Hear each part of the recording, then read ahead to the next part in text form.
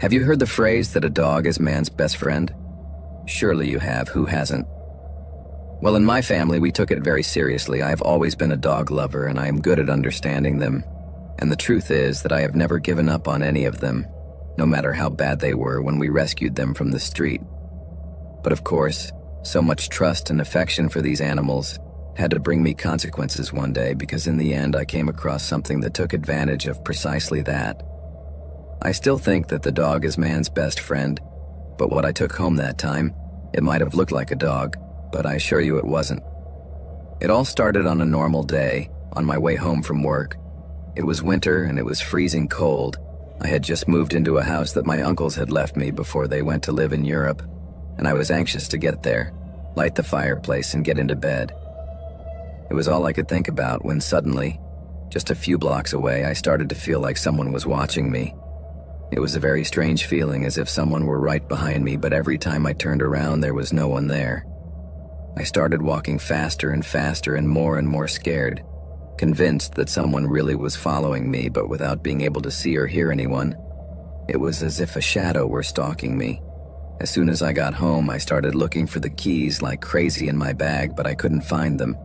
So there I was, standing in front of the door, searching nervously, while that shadow got closer and closer, stalking me.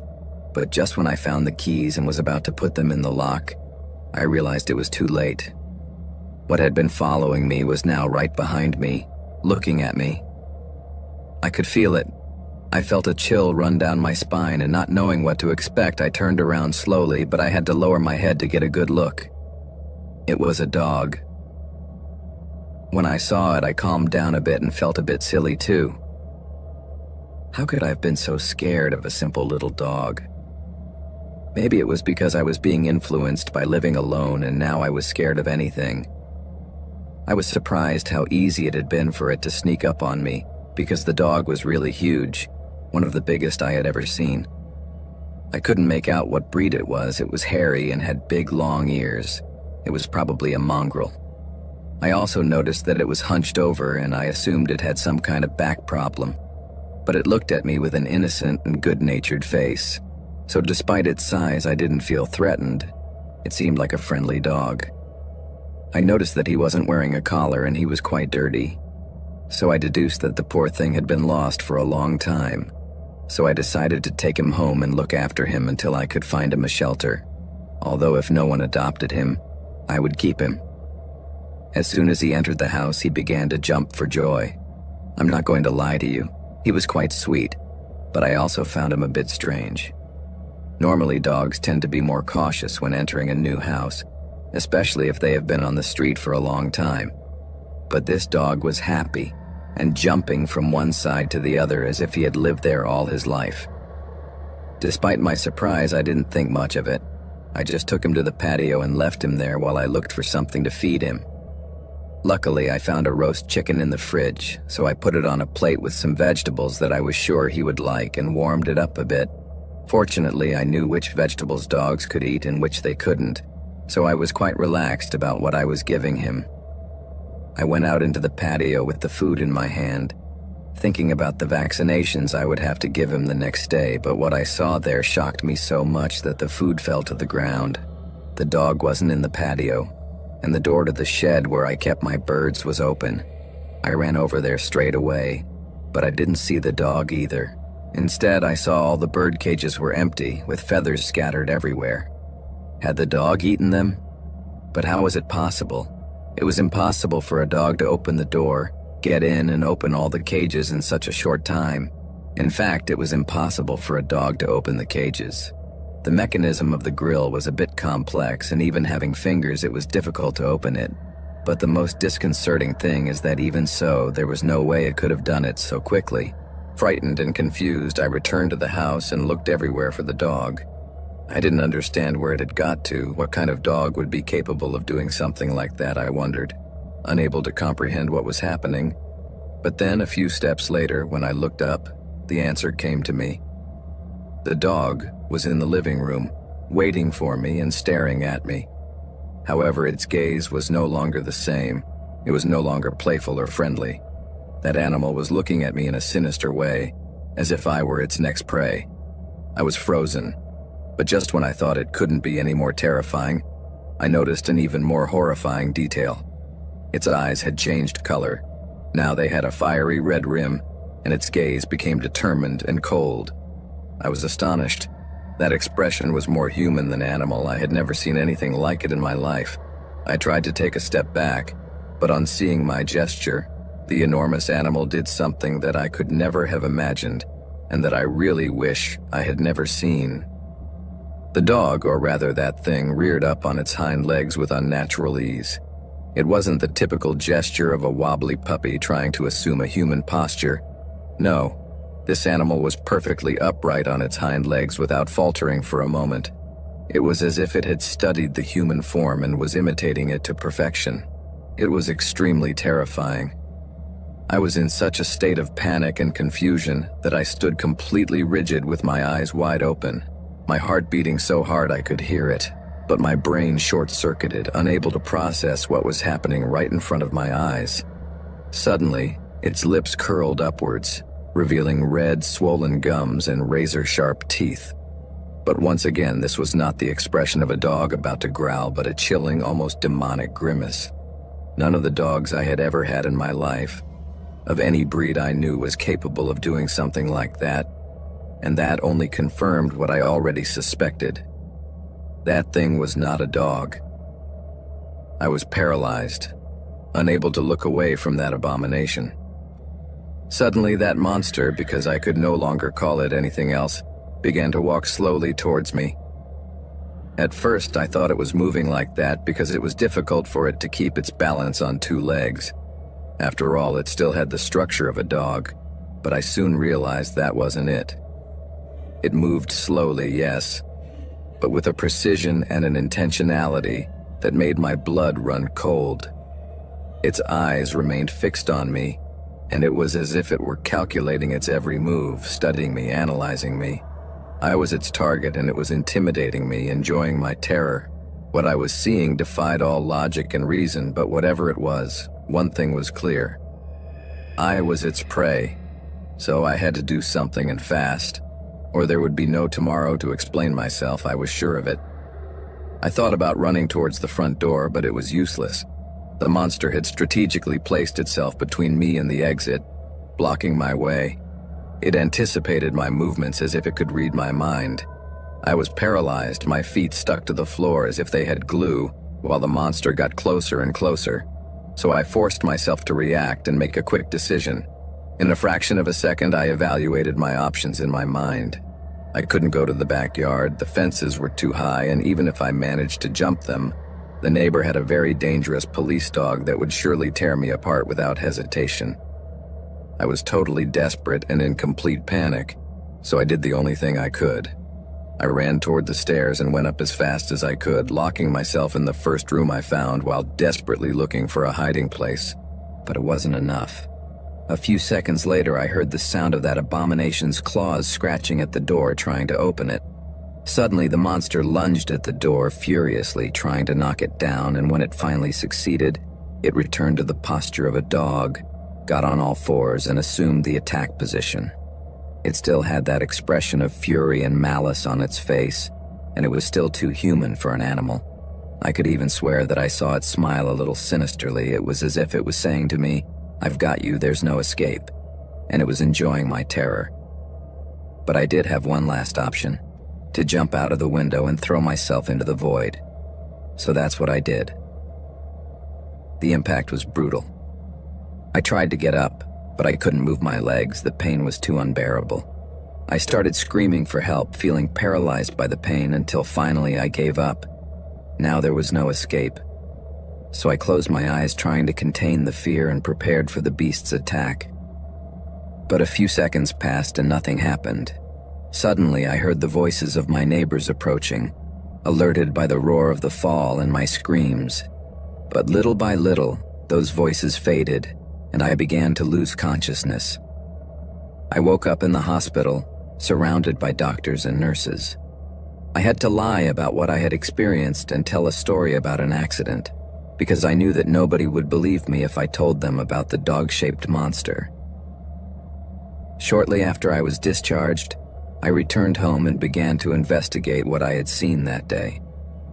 I searched through old books, internet forums, anywhere I could find an explanation, but I found nothing at first, until after hours of searching, I finally found something. Legends about shapeshifters, terrifying beings capable of taking the form of animals to hunt their prey. Creatures half human and half beast that fed on the fear and desperation of their victims. The strangest thing is that there were stories like this from all over the world. Each culture has its own way of referring to them, but everywhere they were said to be just myths, urban legends, and stories to scare children. However, I am convinced that I saw one that day, and now I know they are real. It doesn't matter whether you believe me or not, I know what I saw, and it was exactly the kind of creature described in those articles. I never saw that thing again, but since then I have changed the way I see the world. I let my instinct guide me a little more. I learned to listen to that inner voice that warns me of danger. Because you never know when the purest darkness can be hidden behind the apparently innocent eyes of an adorable little dog.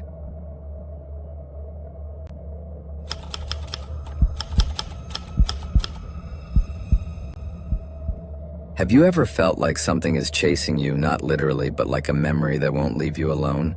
Well, that's my life with this story. My name is Eric, and what I'm about to tell you is not easy to share. In fact, I hardly ever do it, but my therapist insists that talking helps to overcome trauma. So here I am, trying to exorcise this demon that I have carried inside me for 9 years. It all started when I was about 13, too young for what I had to experience that night. At the time, my parents had very long shifts at work, so my older brother was responsible for looking after me. The problem was that my brother was not the most reliable person in the world for that task. I remembered that my parents always left him all the ingredients to prepare dinner, but he didn't like cooking at all, so that night instead he grabbed some money and went out to buy a pizza.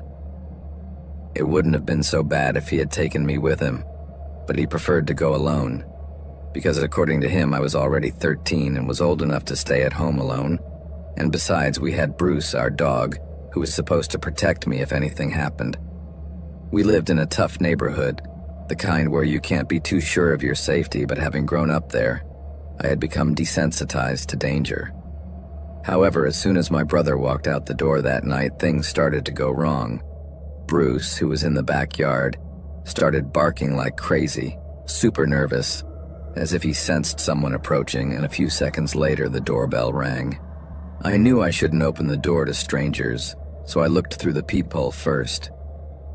"Who is it?" I asked. "Hey, can you open the door? I'm a friend of your brother's," said the voice on the other side. My brother? What's wrong with him? I asked, surprised. He hadn't told me any friends were coming. "He had an accident and I need help. Is there an adult who can lend a hand?" I thought for a moment, but I didn't trust it. "No, there's no one who can help, but I can call my parents. What happened to him?" I asked skeptically. "So you're alone?" "There's no one else in the house," was his answer. "I already told you no. What happened to my brother?" He didn't answer. At that moment, I didn't understand the gravity of the situation. I even felt proud of myself for not having opened the door and thought I had scared the guy away. Only with time did I realize what a huge mistake I had made. I had confirmed to the stranger that I was alone at home. After that, the guy seemed to leave, so relaxed by what I thought was my victory, I went to my room to watch cartoons. I was calm, sure that nothing bad was going to happen, especially with Bruce outside watching my back, because I knew that if something was wrong, the dog would bark, so I had nothing to worry about. Until he barked, and that's when fear took hold of me. I jumped out of bed, my heart pounding, and then I heard Bruce barking desperately at the patio door leading to the kitchen. As my window also overlooked the patio, I opened it to see what was going on. "Bruce, stop it, be quiet," I said, but the dog completely ignored me. Normally, Bruce would run to my window as soon as I called him, but this time he didn't even register me. He was totally focused on something else, and he kept barking at the kitchen door as if someone were inside. That's when real panic set in. Was it possible that the intruder had entered the house? My heart began to beat very fast and my hands began to tremble with nerves at the mere thought that this man could be inside the house. But I knew I had to keep calm. So I did what my instinct told me to do. I ran back to my room and locked the door, trying to convince myself that I was just being paranoid, as the kitchen door was securely closed and there was no way the intruder could have got in. But even if he did, at least I was safe in my room, or so I thought. To calm my nerves a little, I sat on the bed and tried to distract myself with the television, but something wasn't right. Instead of my usual cartoons, the news was on. I didn't think much of it at first. I thought maybe I had changed the channel without realizing it. So I looked for the remote control on the bedside table, but it wasn't there. I looked everywhere for it, under the pillow, between the sheets, until finally I saw it on the floor, near the foot of the bed. I reached for it without getting out of bed, but it was at that moment that the whole nightmare began. As I reached for the remote control, something grabbed my hand and an incredible force dragged me under the bed. It happened so fast that I didn't even have time to react, but by pure instinct I started to struggle and kick, and that's how I managed to free myself and get out from under the bed. But when I looked over there again, I saw something that I will never forget. There was a face, a horrible, distorted face staring at me, with a smile that made my blood run cold. I was completely paralyzed with fear, watching as, slowly, that thing began to emerge from under the bed, crawling as if it were part of the darkness itself. At that moment I thought of escaping, but the key to the door was on the bedside table, right behind that thing. I had nowhere to go. The man, who was huge and thin, and whose face was completely disfigured, as if it had been torn apart with a razor blade and then patched up with botched sutures, approached me with long, thin fingers that, in my 13-year-old mind, looked more like claws than hands, and caressed my hair. His gaze was so cold that I felt like I was freezing inside. But then he said something to me that still makes me tremble. "I have good news for you," he said, in a voice that sounded like a raspy whisper. "What happened to your brother was just a lie. He's probably fine. The bad news is that he's not here to protect you, and from what I can see, neither are Mom and Dad." At that moment, my heart sank to my stomach. It was only then that I realized what a terrible mistake I had made. "What? What do you want?" I managed to stammer, trying to keep my voice steady, even though inside I was about to fall apart. "I want you, boy," he replied, smiling in a way that made me feel even smaller and more terrified. "You know, I'm a very bad man, but I'm not strong or muscular. I can't be bad with many people, but children are perfect. Do you know why? Because they are afraid of me. I don't need to tie them up, drug them, or shoot them. With just my hands, I can do whatever I want to them, and see that little face full of fear and sadness while I do it. That's what I enjoy most in the world. I cannot describe to you the terror that his words caused me. I tried to run, to avoid him, to do anything to escape him, but I didn't have a chance. He grabbed me by the shirt and stopped me instantly. I kicked, I screamed, I did everything I could, but it was no use. I was just a 13-year-old boy. What could I do against a grown man in a situation like that? When I saw him take out a knife and bring it close to my neck, I knew I was finished. But at that moment, something incredible happened.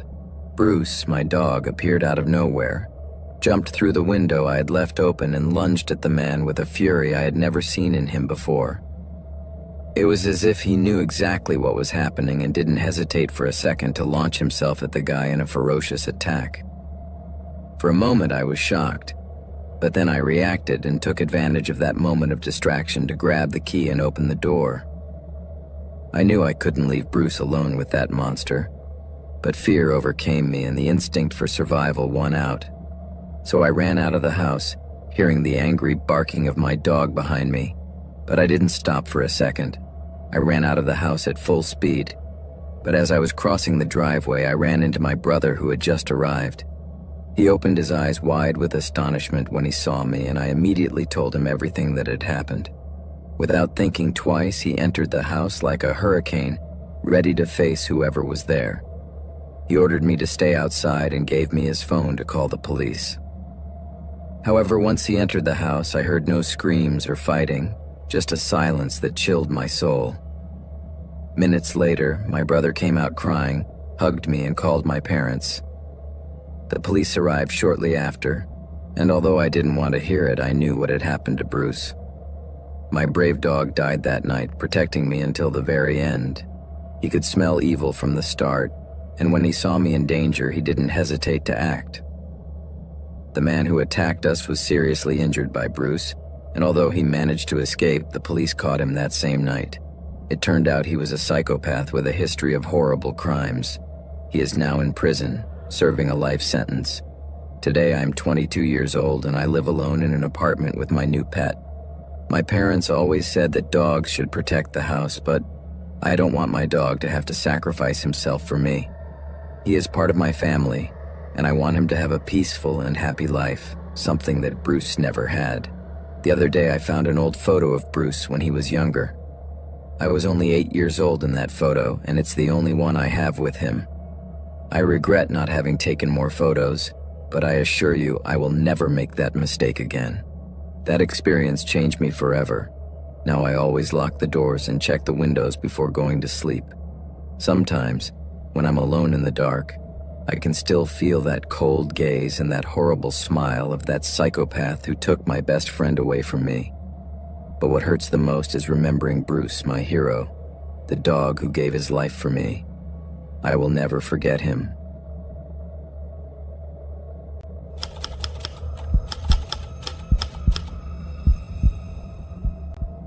My name is Andres. I'm 35 years old, and a few months ago I separated from Jenny, my girlfriend of almost 7 years, a long relationship that fortunately ended well, or at least it seemed to. It was one of those breakups where you simply realize that things are no longer flowing as they used to. We talked about it. She packed her bags and moved out, and I stayed here, alone in the apartment. I've always been a quiet guy, low-key, and I work as a web developer, which keeps me pretty busy, but when I get home, I like to disconnect and relax. My only social interaction outside of work is with those 2 stray dogs that are always hanging out in the square near my house. I have fed them several times, and although they have no owner, they are like the dogs of the neighborhood. All the neighbors feed them, and we even cure them when they get sick. They are like pets of the collective, so nobody bothers them, and I almost always see them when I pass by the square on my way home after work. Sometimes they come close, I greet them. I throw them some food and they carry on their way. A nice interaction, but without commitments, so to speak. However, after the breakup with Jenny, everything started to go wrong in my life. First, there were a couple of times that I noticed that some people were watching me on my way home from work. At first, I didn't think much of it. I thought it was my paranoia or just a coincidence. But as the days went by, the same faces kept appearing, always looking at me, always on the same corner as if they were waiting for something. They didn't say anything, they just stared at me. I could never see their faces properly, at least not one of them, but it was as if they were lurking in the shadows. I let it go at first and tried to convince myself that I was exaggerating, but then I started to receive strange messages on my social networks. Someone was telling me that they knew where I lived, that they had my schedule, and that I wouldn't be alone for long. Cryptic and threatening messages that I had no idea where they came from. At first I thought they were practical jokes, some idiot with too much time on their hands. But the problem was that the jokes didn't stop. They became more frequent and sinister. I told myself that these people had nothing to do with the ones who were watching me in the street. But the coincidence was too much, and the feeling that everything was connected gnawed at me from the inside. One afternoon, I returned home from work as usual, walking through the square with my headphones on, trying to ignore the stares that I was now sure were not just coincidences. In the distance, I saw 2 guys on a motorbike, one taller than the other with a serious and hard expression in his eyes, which was the only thing I could see through the helmet, and with a strange attitude, as if they were tense and ready to jump. It wasn't just their presence that made me uneasy, but the way they were looking at me. This was no longer a coincidence, there was no doubt about it. These guys knew exactly who I was, and they had been waiting for me. At that moment, I quickened my pace, and I felt that they did the same. However, the two guys on the motorbike never came any closer. They kept their distance as if they were waiting for the right moment, like predators stalking their prey. That was the last straw, the breaking point for me. The next day, I went to the police station and handed over the messages they had sent me. I told the officers everything that had been happening to me, but the response I got was disappointing, to say the least. They told me that as long as there was no direct threat, there was nothing they could do. In other words, as long as those guys didn't do anything specific to me, I was on my own and totally unprotected. What a system of justice we have, right? I mean, you have to wait until they hurt you, and if you're still alive, then you can count on the police, but not a chance in hell of prevention. Anyway, from that day on, I saw them more often. They became more brazen, as if they knew I was at their mercy. The men on the motorbike were always at a distance, but present, like a constant shadow wherever I went. Every time I left the house, I felt watched, harassed, and with no idea why, no understanding of what they wanted from me. The day everything went to hell was a national holiday, a quiet day in theory. As a freelance developer, I can often stay at home, but that day I had an important meeting with a client and I couldn't miss it. There was no one on the street. The neighborhood seemed like a desert, which is quite rare around here. I thought that with fewer people around, those guys on the motorbike wouldn't show up, that I would have a break at least for the holiday, but I was wrong.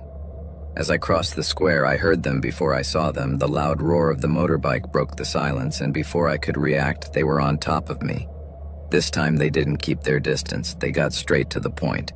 The tallest one got off the bike and punched me in the face without warning, a punch that made me see stars and fall to the ground immediately, dazed and feeling the metallic taste of blood in my mouth, dizzy and disoriented. Confused and in a lot of pain, I could hear the sadistic laughter of my attacker, a laughter that made my blood run cold. He hadn't attacked me simply to rob me, that was clear. He did it for the pleasure of seeing me suffer, something I didn't understand at all because I didn't know these men at all. I had never seen them in my life until they started stalking me, or so I thought because they always had their helmets on. However, when they started laughing out loud, I recognized the sadistic laugh of one of them instantly, because it was quite peculiar. He was Jenny's brother, my ex. In all the time I had been with her, I had only seen that guy 2 or 3 times, but I recognized his laugh because it sounded like a hyena's, so it was unmistakable. What intrigued me was that he and Jenny had a very bad relationship, almost non-existent. It was clear to me that the guy wasn't attacking me because she had asked him to. It wasn't a settling of scores out of spite. No, he had different motives, more twisted motives. The guy hated me from the first time he saw me, just because I had some money and a good job, and as far as he knew, I was a good-for-nothing, and his family had made sure to let him know. He always thought that I underestimated him, that I thought I was better than him, and that his family liked me because I was a rich kid. He probably thought that the moment I stopped being his sister's boyfriend, he would teach me a lesson in humility and beat me down. At that moment, while I was still lying on the pavement dazed by the blows, he started kicking me, while the other guy, the shorter one, was still on the bike, watching and laughing, enjoying the show. The pain was unbearable, so I curled up into a ball trying to protect myself. I knew that if I didn't do something fast, this wasn't going to end well for me. I knew they were expecting something more than just beating me up, that they had something worse planned. I felt the weight of despair taking hold of me, but I was trapped in a nightmare from which I couldn't wake up. Suddenly, Jenny's brother stopped kicking me, but then he took out a gun and pointed it straight at my face. "I always knew you were trash," he spat at me. "It was obvious that my sister would realize it too. It was just a matter of time," he said. finally revealing his identity, which came as no surprise to me. Do you know how long I've wanted to do this? Do you know how many fights I've had with my family because of you? But now you're not off limits anymore, are you? You're no longer my sister's untouchable boyfriend. I tried to speak, but the pain in my body prevented me. Then he kicked and punched me again with incredible ferocity. My mind was racing, looking for a way out, an explanation. What had I done to him? Had I given him a dirty look? Had I worn a shirt he didn't like? Was it pure envy? Pure resentment? I didn't understand why that guy hated me. I hadn't done anything to him. I'm not just here to kill you, he continued with an insane smile. I also want your money, your apartment, your things. But first you're going to suffer, Andres. You're going to suffer like never before. He said this with an almost diabolical satisfaction, and then he pointed the gun at me again. The most absolute terror took hold of me at that moment. I knew I wasn't going to get out of this alive, that my life was going to end right there, in that desolate square and at the hands of a resentful imbecile with no reason. In that moment, I saw that the motorbike moved a little, as if they were preparing to flee after finishing me off, to disappear into nothingness. Then I knew that this was the moment to do something, that there was no other opportunity. I had to try anything to get out of that situation, to save my life. If I was going to die, it wouldn't be without fighting for my life to the end. So I groped around, looking for any object that could serve as a defense, as an improvised weapon. But there was nothing. However, I managed to grab a handful of dirt and dust from the floor of the square, a mixture of grime and small stones. Without thinking twice, I threw it directly in his face, aiming for his eyes. It was lucky that he had taken off his helmet a moment before, so that his face, twisted in a hideous smile, would be the last thing I saw before I died.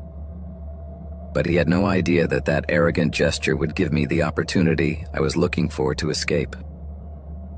The handful of sand in his face took him by surprise, and his scream of pain gave me the moment of distraction I needed, the perfect opportunity to escape. So I got up as best I could, staggering and ignoring the pain coursing through every muscle in my body. And I started running with all my strength, letting the adrenaline and desperation do their thing. The two guys didn't take long to react. Jenny's brother jumped on the motorbike, still screaming through the pain in his eyes, and the driver accelerated behind me. But I was already halfway to my building, and I could see my street in front of me, my salvation. Every step was torture, a horrible agony, but the fear was stronger than the pain, and the adrenaline kept me moving. I knew that if I got home, maybe I could lock myself in, call the police, scream for help or whatever. But I also knew that they weren't going to let me get away that easily, that they weren't going to give up. I turned a corner, almost reaching my block, and just before I did, I felt the engine of the motorcycle getting closer again, that they were catching up with me. Jenny's brother had gotten off the motorcycle and was now running towards me, gun in hand, and with his eyes fixed on me, determined to finish what he had started. I had no time to think, there was no escape. But just as I was about to be cornered, something unexpected happened. Something I could never have imagined. The two stray dogs, my dogs, the same ones I always fed in the square, appeared out of nowhere, coming out from between the parked cars, and they pounced on the guy with the gun, growling and barking with a ferocity I had never seen before, as if they were possessed by demons. The dogs' deafening barks filled the air, echoing throughout the neighborhood as they attacked the guy mercilessly, biting his legs, his arms, tearing at his clothes, as if they wanted to eat him alive. He screamed like a madman, desperate with pain and panic. He tried to defend himself, to shake the dogs off him, but it was useless. They wouldn't let him go, and at the moment of the attack, the gun flew away from him, leaving him completely defenseless against the fury of these heroes, who were more than determined to protect their territory and defend me. The other guy, the one riding the motorbike, tried to get closer to help his mate, but he stopped when he saw the scene, paralyzed by astonishment and terror. At that moment, I was grateful that he hadn't noticed where the gun was. It was clear that the guy was in shock, that he hadn't counted on the dogs intervening. Finally, the guy managed to get to his feet, and barely managing to move with the dogs on top of him, He ran towards the motorbike and got on it as best he could, while the other guy accelerated to get away from the square at full speed. Days after the attack, the police informed me that the two men were in custody, that they had been identified thanks to my statement and the security cameras in the square, and that they would finally face serious charges of assault, attempted murder, and illegal possession of weapons. Jenny's brother was in pieces, even worse than me, so he had to be taken to the emergency room, because in his eagerness to avoid being caught, he didn't go to any hospital and his wounds had become infected. In the end, he survived, unfortunately, but he's already behind bars. Jenny, my ex, knew nothing about her brother's plans, but she always knew that he hated me. He just didn't want to tell me so as not to worry me and ruin our relationship.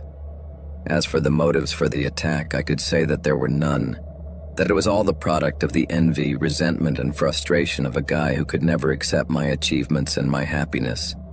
He was always an obsessive and violent man, a small-time thief, and, although he never admitted it, a potential murderer. I saw the dogs, my saviors, again the next day.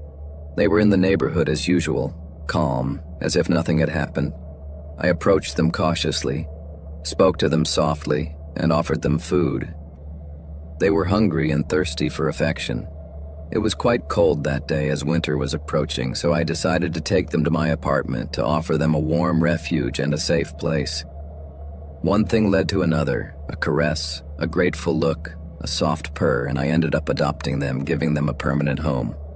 Now I live with my two four-legged heroes, my guardian angels who are my unconditional companions, and every time I pass by the square, I silently thank them for saving my life.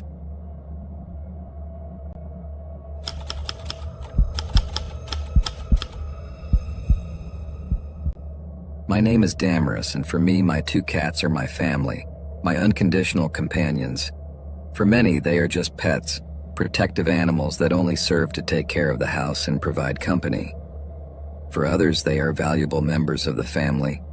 I would do anything for Lana and Sienna, because once they were the ones who did something for me, something that changed my life forever.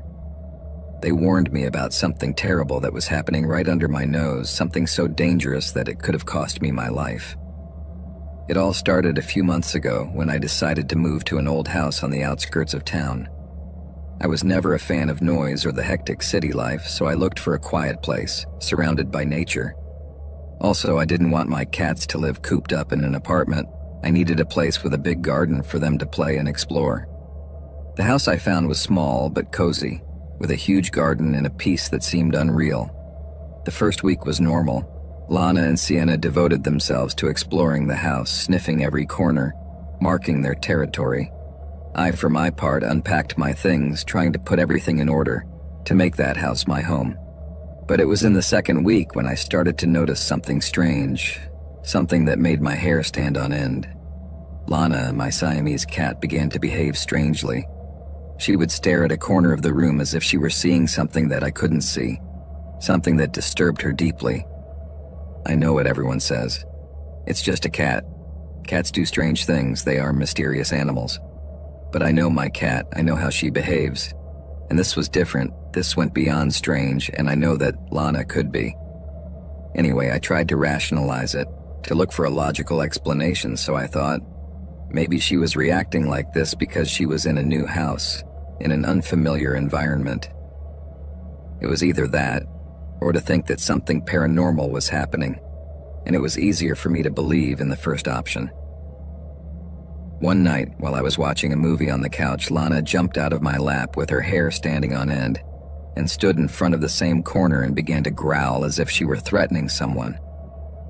Sienna, my black cat, who was sleeping peacefully in her bed, also jumped up suddenly, her back arched and her hair standing on end. At that moment, I felt a chill run down my spine, a feeling of uneasiness that I couldn't explain.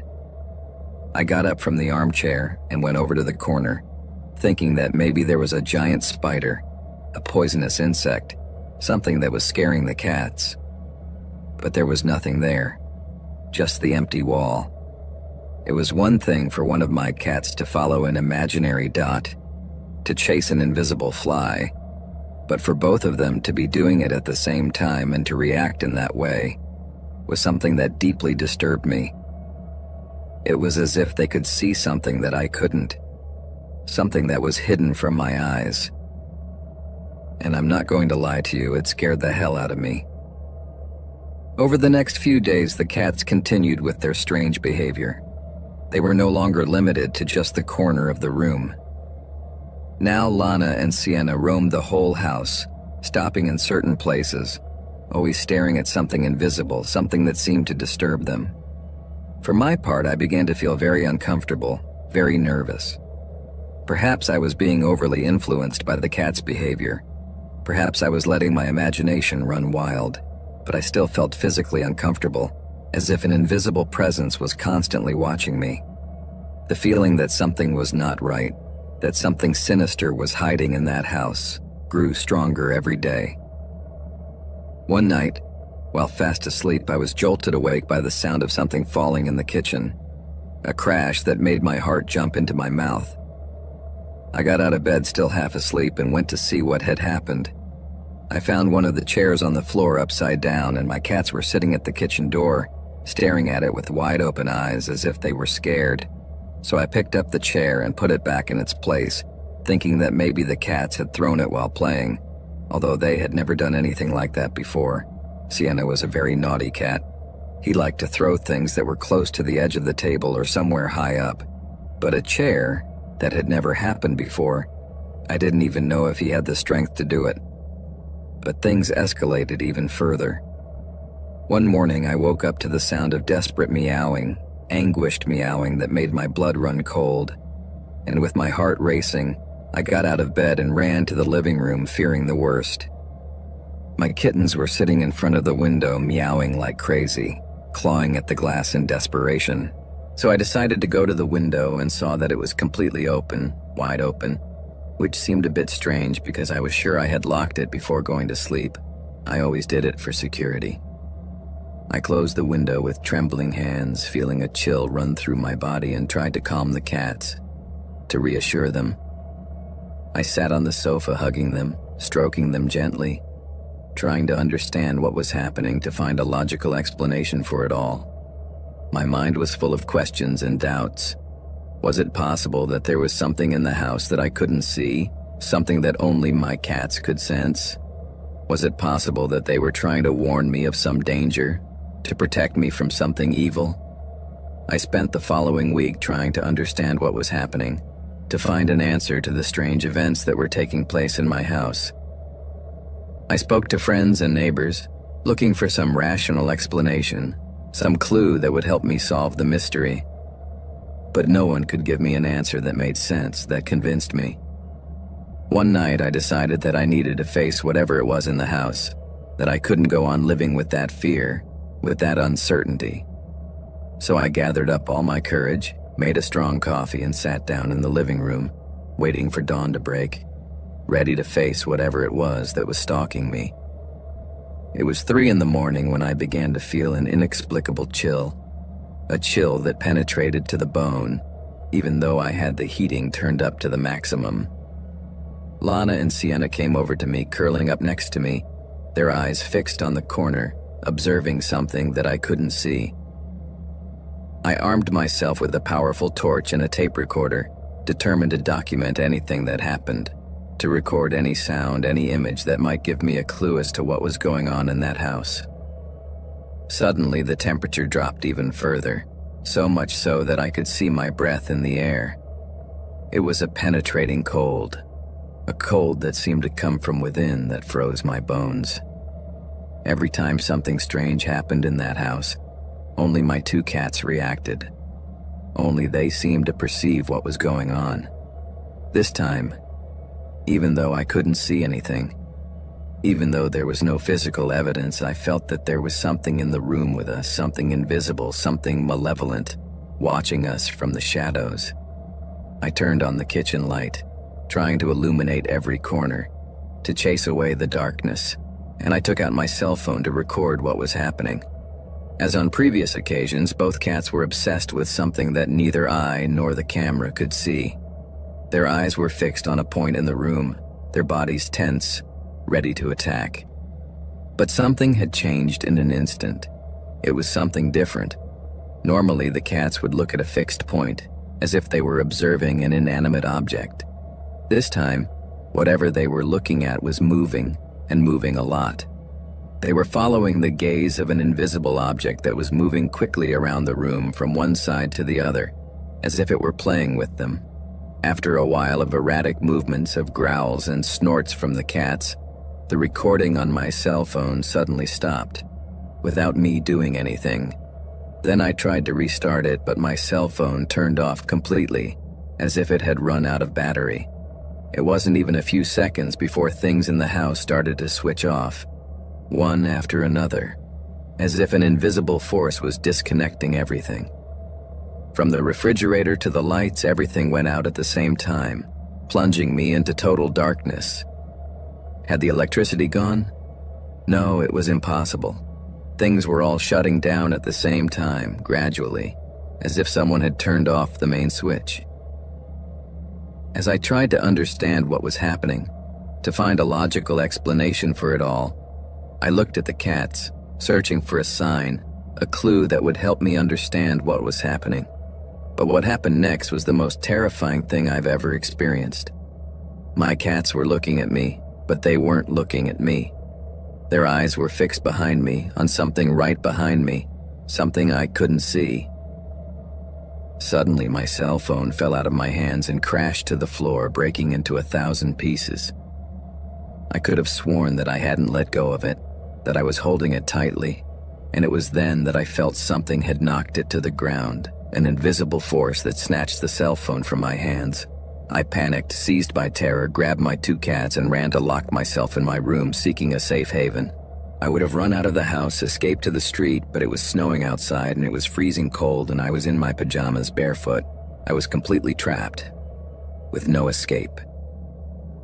Fortunately, when I returned to my room, the temperature had returned to normal. The cold had disappeared. I could have wrapped up warm, grabbed my cats and run out, then looked for help somewhere. But was that a good idea? Was it safe to leave the room? My room seemed safe. It seemed to be the only place in the house where nothing strange happened. Would I want to go out again, risking running into whatever it was that was lurking in the dark? In the end, I stayed with my cats in bed, dressed and ready to run away if something happened there too, if the threat became present in my refuge. After a few hours of tension and a lot of nervousness, I fell asleep, exhausted by the panic, by the uncertainty, and perhaps that was my biggest mistake, my worst decision. I don't know how much time had passed, but when I opened my eyes, the temperature in the room had dropped drastically, returning to that glacial cold that froze my bones. Suddenly, I tried to move, but I couldn't. I just felt that my whole body ached, as if I had been brutally beaten. I was paralyzed, unable to move a single muscle, and then I heard a horrible noise throughout the house.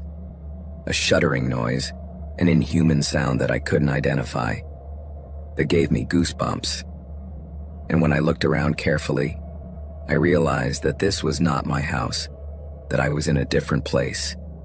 It was very similar to my house, but the walls were stained with a black viscous liquid, and they seemed to be made of metal. My kittens were staring at something in one corner of the room, their eyes full of terror, and this time I could see it too. What was in front of me could hardly be described in words. It was something that defied all logic, all explanation. It was the most terrifying being I had ever seen, something that did not belong to this world, something I could not understand. Its body was huge and white, as if it were made of fat. It seemed to have no definite shape, but it controlled its body perfectly, moving with surprising agility. Its face was horrible, terrifying, a nightmare come true. Its eyes were small and black, like 2 bottomless pits, and all its teeth were exposed, like those of a wild animal, with no lips, no skin even near the mouth. It was as if someone had torn the skin from its face, leaving it exposed and with sharp teeth. I was completely paralyzed, unable to do anything. This horrible being walked slowly towards me, shuffling his feet while my cats harassed him with their stares, trying to attack him, to protect me, but without understanding what they were dealing with. The monster walked slowly towards me, completely ignoring my cats. It was as if he didn't even realize that they were attacking him, as if they were insignificant to him. Once he reached my side, the horrible being opened my mouth with his big, disgusting fingers. I didn't feel anything. I was completely numb, as if it wasn't my own body. It put its face in front of mine, and saliva dripped from its mouth into mine. The saliva was white, viscous, and it dripped in large quantities, flooding my mouth and my throat. I couldn't feel my body or control it, but I felt the saliva running down my throat and reaching my stomach. I felt a burning sensation, a burning that spread throughout my entire body. Suddenly I opened my eyes with a jolt and... was I awake? Had it all been a dream, a horrible nightmare? I looked around and my cats were scared, huddled up next to me in the same position I had seen them in my dream. It seemed that nothing had changed, that everything was still the same.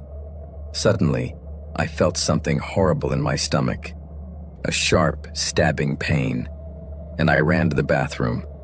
What started as seconds turned into minutes. Minutes in which I kept throwing up, expelling a thick, black liquid, feeling that there was something evil inside me, something that I was expelling completely, and that was resisting to come out. Whatever it was, I wasn't going to stay in that house for another minute. I took my cats to my mom's house, trembling with fear, and we stayed there until I could buy a house closer to her, a safe place where we could be together. My mom loved the idea because she could visit us whenever she wanted. Shortly afterwards, I bought a new cell phone and put the memory of the old one in it, hoping to recover the photos and videos I had lost. So I turned on the cell phone and went straight to the gallery, looking for the last video of that creepy encounter. But all I found was just a video of my cats chasing something invisible. It was as if nothing had happened. Fortunately, since moving to my new house, I have never had another paranormal experience. I have never seen or felt anything strange again. But something changed forever inside me. At first, I didn't understand what it was, but over time I discovered that whatever it was, it allowed me to rebuild myself in a stronger way. Although at first I was getting sick more often and had unexplained pains, as if my body was trying to sabotage me, that's why I decided to seek help. Fortunately, I found the support I needed, and even better, a path to healing. My cats, who were always by my side, gave me comfort and unconditional support. With their love and my determination, I managed to find a safe and peaceful place for us. Little by little, the darkness faded and the light shone again in our lives. Now I live grateful for each day, surrounded by the love of my pets and full of hope for the future.